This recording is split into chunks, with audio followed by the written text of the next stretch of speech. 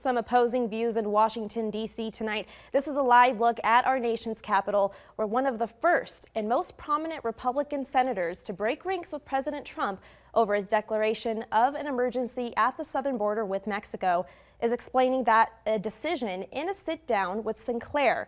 And as CBS 2's investigative reporter James Rosen tells us, it comes on a day when the president's top Homeland Security official faced a grilling on Capitol Hill.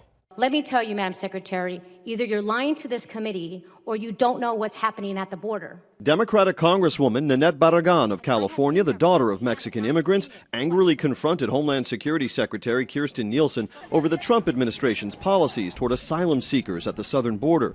Nielsen, for her part, argued that the border is in the throes of a genuine emergency, as President Trump declared last month, including a 30% spike in alien traffic at the border in February.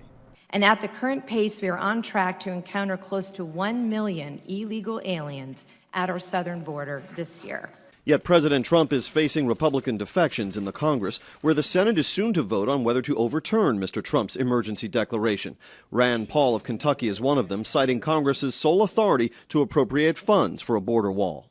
And it's not that I distrust or dislike President Trump. I've been with him all down the line.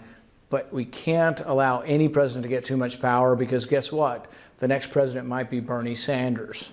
The White House noted the frequency with which President Trump's predecessors have invoked emergency powers. The emergency declaration is one that is well within his constitutional authority to do. It's the right thing to do. It's the legal thing to do. It's necessary at this point to do as well. We have a crisis at the border. How the Senate will vote, the White House declined to predict, but Hogan Gidley did reaffirm the president's intention to veto this resolution if the vote goes against him. On Capitol Hill, James Rosen. Of